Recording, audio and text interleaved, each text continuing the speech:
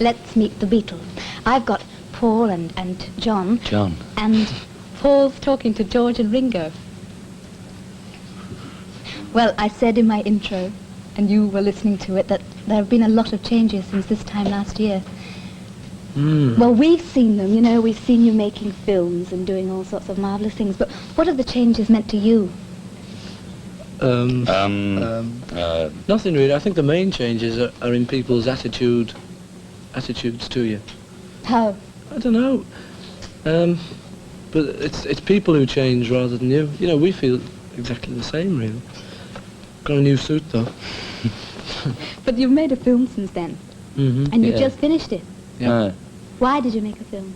Well, it's a logical step, isn't it? And I believe it's quite lucrative, I believe. Anyway, someone asked us. You know, yeah, we were asked to do it, and we said, yeah. And Alan Owen wrote it, and we changed it, and everybody's happy. It's called A Hard Day's Night. Hard At Day's your local Night. cinema now. Not now. Not now. Soon. Did you prefer this time last year, or do you really like big time? I like whatever's happening at the moment. Yeah, there's good in both of the stages. You know, it was great then, and it's lovely now. Despite whether people are rude or not. Oh, I take that.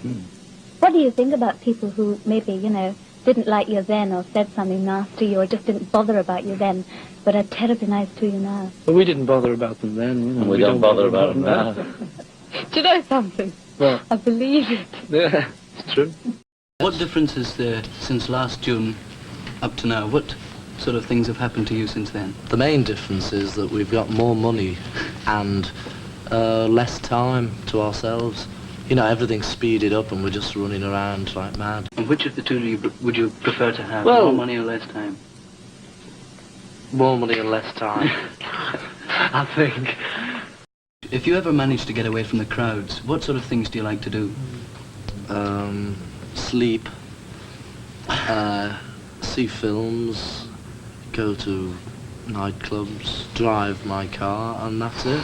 Play records, watch TV, What sort of records? just ordinary things. What sort of records do you like doing? Listening to all my records are sort of American ones. People who you probably haven't heard of. Thank you. Arthur Askey, Bert Whedon. Do you find any difficulty in keeping up your public image? Just No. What image?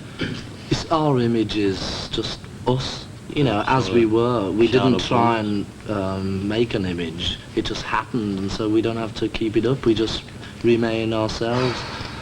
Don't we, Ringo? Well, we do, I mean. Because Don't know the about other two that. are worried about.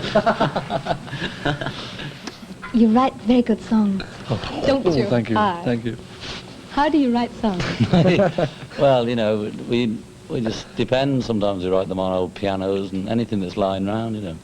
Old tramps, anything. Does it murder do the getting piano into- any good, you know? No, it's murder getting into the recording studio. I've got a song, George, on a great big piano. But guitars and things, you know, normally we sit down and try and bash one out, sort of thing. But then again, there's no formula, because he can come up with one day completely finished. We still say we both wrote it, though. When did you start Right. writing songs? I was about 2, I think. I wrote, "Pass me the bread, mother." Something like that. No, it's more like when you were about... About 13 or 14. Yeah. When I got a guitar. Writing them seriously? What was the one you wrote? Down at the pen. Boom. Real funny songs then. Mine was I Lost My Little Girl. Did you know each other when you were 13? Yeah, that's when we met. Really? Yeah. Tell us about the At meeting. Woolton Village Fete. I was met playing him. at a garden fete in the village where I lived, or Playing just at outside what? Liverpool. Just Playing with a group, In a group. no, the skiffle group. And he came along and we met, and I knew one of his mates, you know, Ivan, was sort of a mutual very mate. complicated. Hey, mutual mate of ours, and he introduced us and things. In those days, has your... Go on. In those days, has your attitude to fans changed since then? No, there's just more of them to watch. But they all scream when they're listening to you. Yeah, but we love that, you know. Do you really? Yeah, really, because it, like in Edinburgh, you know, I mean, you know, it's Glasgow tonight. Yesterday, last I week. shouldn't have said that, you know, I don't know, I've lost track of time. Anyway, the atmosphere in the theatre, really, it's marvellous, you know, must come. I will do. I'll try to come. Good. John, about your book. John. How did you go about writing this book? Well, sort of pen and paper and that. And that's about In it. words, too. I just sort of wrote it, as a hobby. Is this a stage that you went through, writing in this sort of garbled language that you have got out of now, have you? No, there's a lot of it quite new. Or rather more polite or more rude, from one extreme to the other. Where's he gone? Flat. Ringo, what's the most interesting person that you've ever met? I should say, who's the most interesting person you've ever met? John Lennon. George? Harry Seacombe, I think. Harry Seacombe, yeah, he's great. I like him. Is that the kind of person that you like? Yeah. Have you ever been frightened of your fans? A time when they've really frightened you? Only Paul's frightened me a few times. only times when getting in and out of places, when there's thousands of them all together. But when you usually only meet about the most 6 or 7, if you were sort of running along the road, and then there's not enough of them then, is there, to sort of make you You don't frightened? mind that so much? No. Do you never feel lonely sitting at the back? No, that's where I am, you see. The drummer should always be at the back. Drummers should be heard and not seen. Ringo, how do you feel about playing on stage and being showered with things like jelly babies, boots, girls, things like that?